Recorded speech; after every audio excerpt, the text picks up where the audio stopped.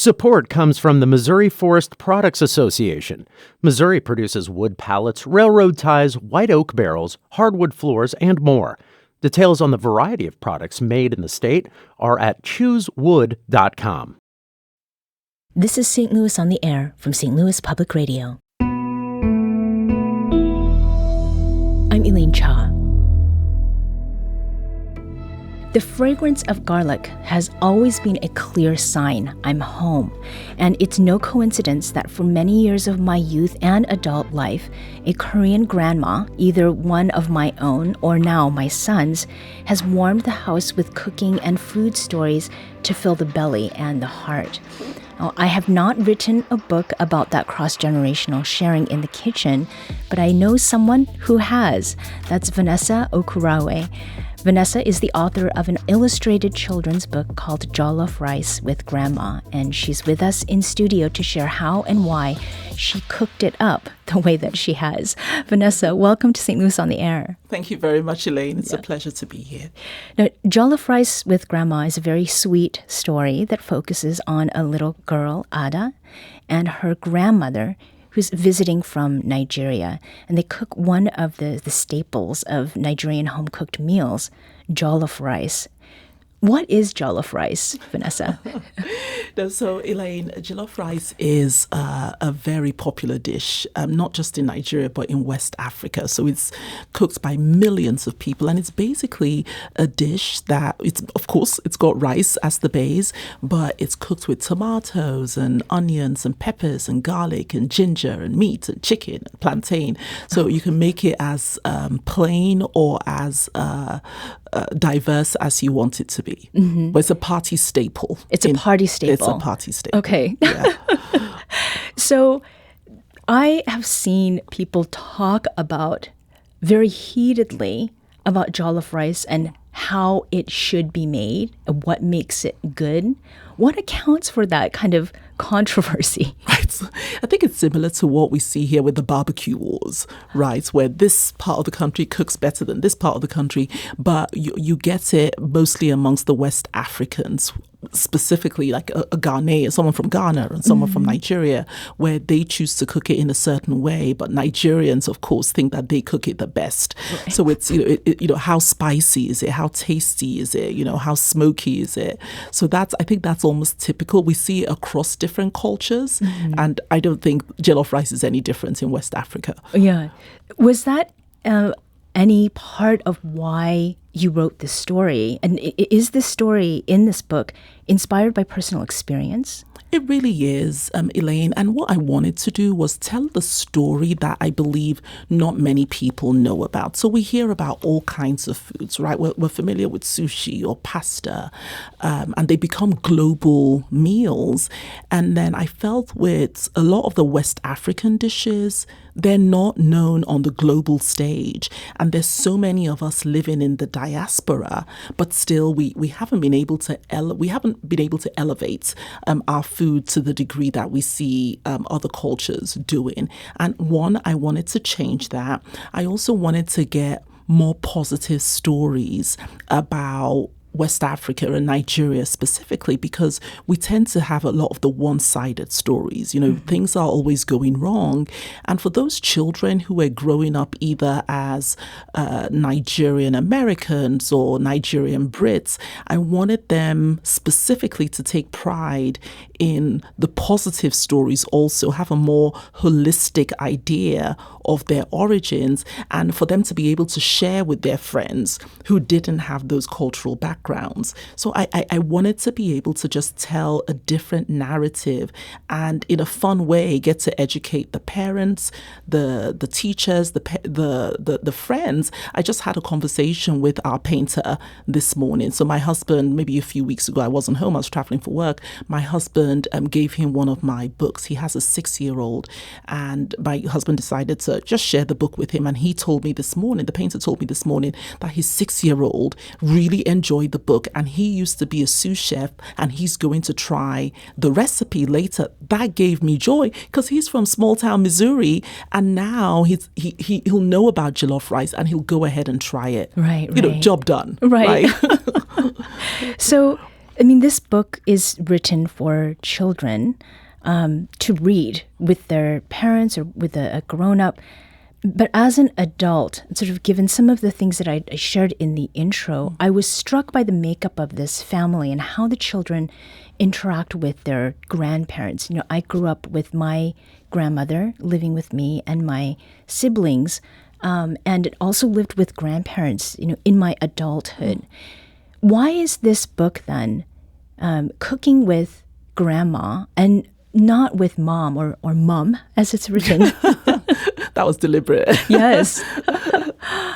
And why is that you chose grandma rather than it's being like a mother to daughter, sort of one generation removed? Right. So that was very intentional, Elaine. I didn't grow up with my grandmother. I wasn't lucky enough to have my grandmother with us in the initial days. So being born in England, my grandma was 3,500 miles away in Nigeria. So we did eventually close that gap when we moved to Nigeria. But still, she lived hundreds of miles away, both grandmothers. Mm-hmm. And I wanted a situation where I took away the everyday experience. I was used to cooking with my mom. Even my dad cooked. My mom was a nurse, and so when she'll have hospital duty, my dad will take care of the cooking, you know, with me and my siblings. So I grew up with the parents cooking every day, and I wish I had the experience, Elaine, you had with your grandmother. But I see that with my children now, and I see that when my mom comes over to visit, and the children just love. They absolutely are delighted to just share some time with her, going through the different ingredients. Even though I do the same, it's a different experience. They prefer it with grandma. Right. And I just wanted to, again, tell that story and give grandparents maybe more of a broader role in our lives, because we don't see them that often, especially for those of us who have grandparents thousands of miles away. Sure. I wanted them to feature in a way that we don't see every day. Mm-hmm. Now, as Ada and Grandma are preparing to cook, this is from the book, Grandma suggests that they list all the ingredients they need and that they do so in a journal that will become Ada's recipe book. Vanessa, may we have you read from the point Ada returns to the kitchen with the journal? Yes, I can definitely read that. So, great, said Grandma. Let's get started. You correctly pointed out most of the ingredients we need. Go ahead and write those down. We also need a few more items, so your list will get longer.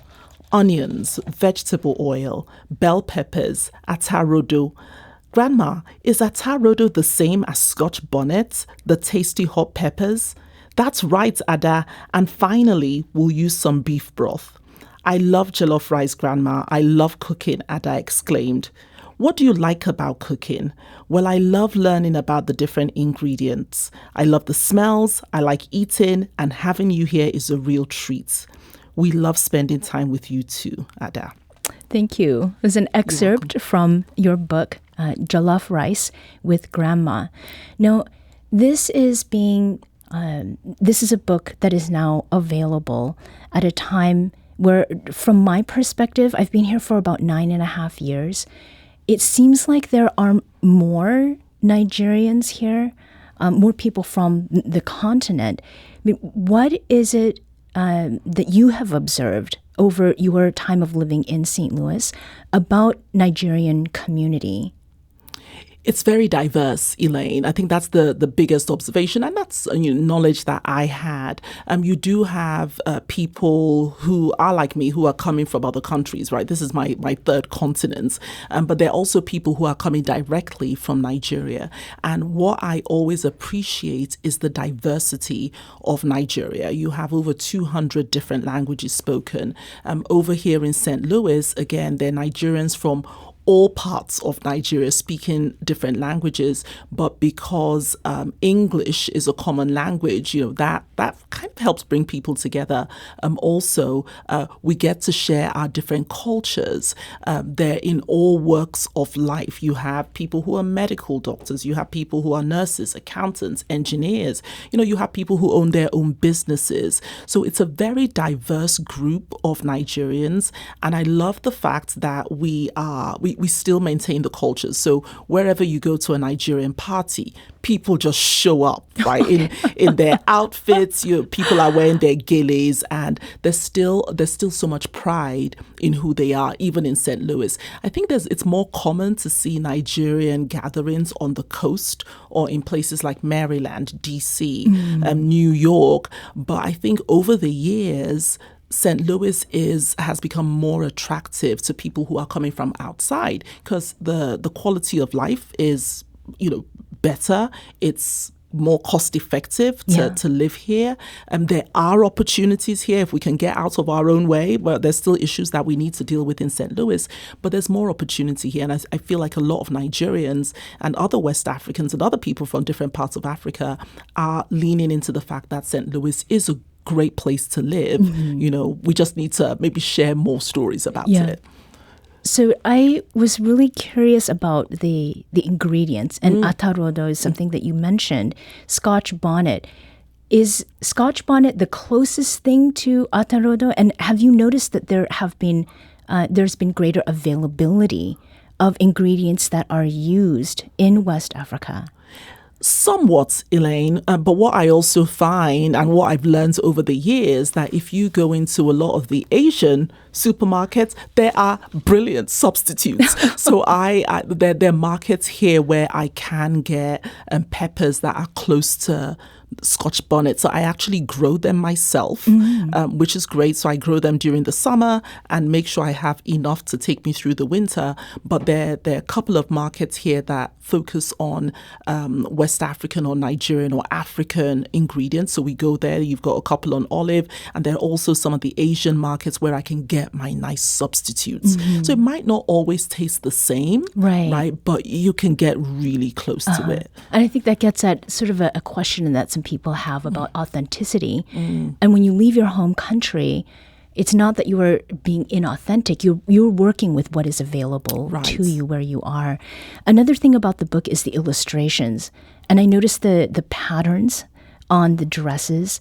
And the illustrator is also someone of Nigerian descent, right? How did you link up? Right. That was another intentional approach, Elaine. I wanted to have a Nigerian illustrator because there were nuances I needed him or her to capture as they developed the book. And so with a Nigerian illustrator, again, I'm busy, a busy mom, doing lots of things, busy at work. And I didn't have the time to actually just be very specific about what I wanted. So working with Olamide, I was just able to talk to him about what I wanted, stay at the high level, share my vision, and he was able to just illustrate what I wanted, the patterns, the colors, what grandma would wear. So a lot of our grandmothers usually wrap their at their heads, and I didn't need to explain to him why or what that needed to look like. He knew intuitively what I was seeking out. So I was very deliberate in seeking out a Nigerian illustrator for those purposes. And when you saw the illustrations, were there things that he included that you may not have thought of, but were perfect for what you're working with? Not really. He had my vision down. Okay. He got it down. Yeah. So the book, it ends with a recipe, and the way that the story part of it wraps up is with Grandpa weighing in about what he thinks, and he says, "This is the best jollof rice I've had since I arrived." And everyone laughs, and Ada beams. Now, did you finish the story in that way because you would like it to continue somehow?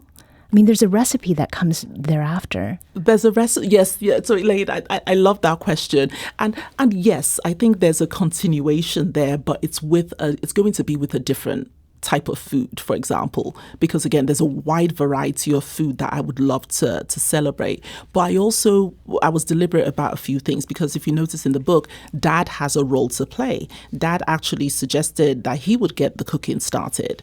And so I wanted to dismantle these more traditional views of what a man's role is versus a woman's role. And then Grandpa just appreciating Ada, I think giving her more confidence. I would love to build on the power that we as parents, as grandparents have to really lift up our kids and give them this pride of place in our world. So yes, more to come on that. Yeah. So this is about a child, Ada, and her younger brother, Toby? Tobe. And you said that you have children yourself? I do, yes. So how much of this is sourced from what you have seen them go through? I mean, you did mention that they delight in grandparents coming to spend time. But was there anything else that was really child-focused in what you are doing with this? Yes. So my kids, I've got 2 boys. So the reason I focused on Ada is that I didn't want either of them to feel, well, Mom, why didn't you write about me? Or this looks like me. So I said Ada is, and Ada happens to be the name of my only niece.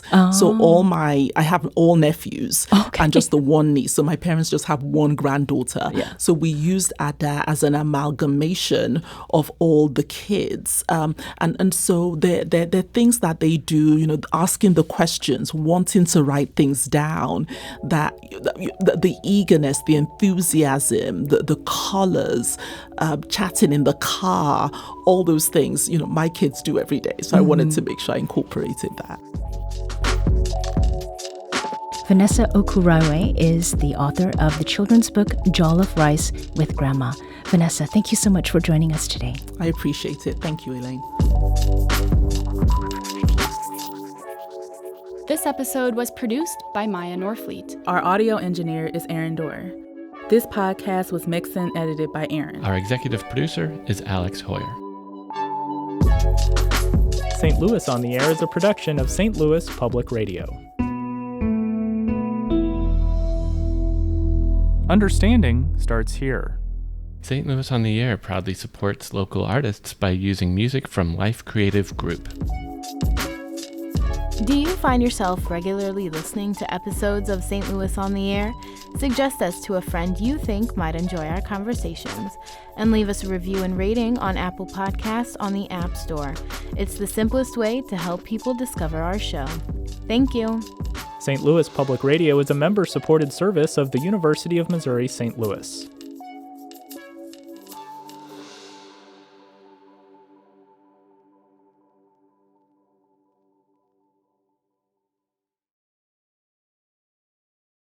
Support comes from Missouri Forest Products Association, committed to sustainable and sound conservation of the state's forests, which support more than 41,000 Missouri jobs, resulting in a $10 billion industry. ChooseWood.com.